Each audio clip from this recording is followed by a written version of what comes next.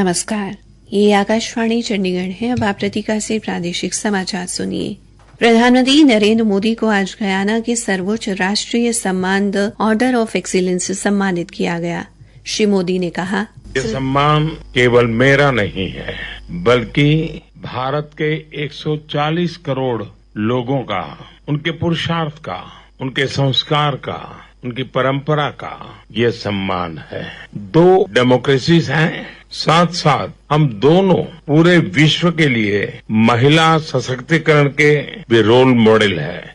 श्री मोदी को यह सम्मान उनके दूरदृष्टि वाले नेतृत्व, विकासशील देशों के अधिकारों की वैश्विक मंचों पर पैरवी करने, वैश्विक समुदाय के लिए असाधारण सेवा तथा भारत गयाना संबंधों को मजबूत करने की प्रतिबद्धता के लिए प्रदान किया गया है। गयाना के राष्ट्रपति डॉक्टर इरफान अली ने गयाना स्टेट हाउस में श्री मोदी को यह सम्मान प्रदान किया। राष्ट्रीय लोक प्रसारक प्रसार भारती ने अपना OTT प्लेटफॉर्म वेब शुरू किया है। गोवा में कल 55वें भारतीय अंतर्राष्ट्रीय फिल्म महोत्सव विफी के उद्घाटन समारोह में इसका अनावरण किया गया। डिजिटल स्ट्रीमिंग सेवाओं की बढ़ती मांग को पूरा करने के साथ साथ वेब्स का उद्देश्य आधुनिक डिजिटल रुझानों को अपनाते हुए पुरानी यादों को ताजा करना है। वेब्स में रामायण, महाभारत, शक्तिमान और हम लोग जैसे कालजयी शो शामिल हैं।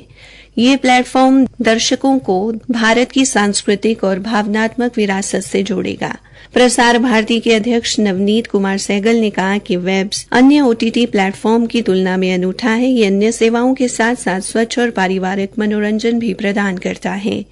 वेब्स प्लेटफॉर्म में समाचार, वृत्तचित्र और क्षेत्रीय कार्यक्रम शामिल हैं। ये कार्यक्रम समावेशिता और विविधता को बढ़ावा देगा। वेब्स में 12 से अधिक भाषाओं और 10 से अधिक शैलियों में निर्मित कार्यक्रमों के साथ सभी श्रोताओं को सेवाएं प्रदान करेगा।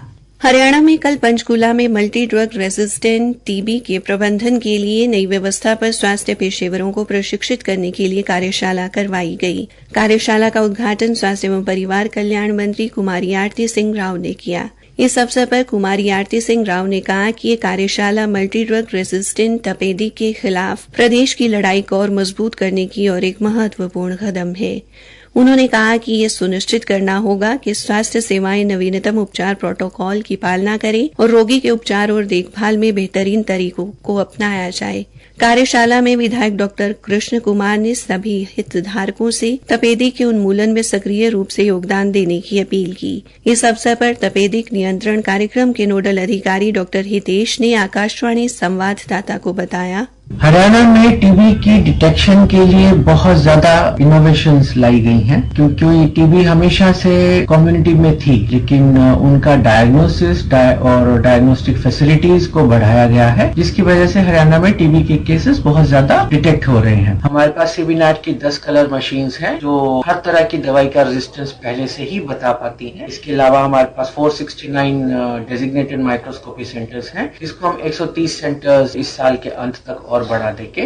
कार्यशाला में स्वास्थ्य विभाग के अतिरिक्त मुख्य सचिव सुधीर राजपाल ने सभी हितधारकों से तपेदिक उन्मूलन के लक्ष्य को प्राप्त करने के लिए बेहतर प्रशिक्षण, समय पर निदान और रोगी केंद्रित देखभाल पर बल दिया। हरियाणा के स्वास्थ्य विभाग के निदेशक डॉक्टर ब्रह्मदीप सिंह ने भी कार्यशाला को संबोधित किया। हरियाणा के उद्योग एवं वाणिज्य विभाग के निदेशक यश गर्ग ने कहा कि हरियाणा सरकार ने उद्योगों के लिए आवश्यक अनापत्ति प्रमाण पत्र की औसत मंजूरी के समय को घटाकर 12 दिन करने में महत्वपूर्ण प्रगति की है और धीरे धीरे हरियाणा राज्य व्यापार में आसानी के मामले में एक आदर्श के रूप में पहचान बना रहा है। Shri Garg ease of doing business के तहत नियामक अनुपालनों को युक्ति संगत बनाने और आपराधिक प्रावधानों को अपराध मुक्त करने पर आयोजित एक कार्यशाला की अध्यक्षता कर रहे थे। इस कार्यशाला में हरियाणा के 34 विभागों के प्रतिनिधियों ने भाग लिया और ईज ऑफ डूइंग बिजनेस के महत्व और हरियाणा में उद्योगों के लिए अनुकूल माहौल बनाने पर प्रकाश डाला। उद्योग विभाग के निदेशक श्री गर्ग ने उद्योगों, विशेष रूप से भारी उद्योगों को बढ़ावा देने में राज्य की सक्रिय भूमिका पर प्रकाश डाला।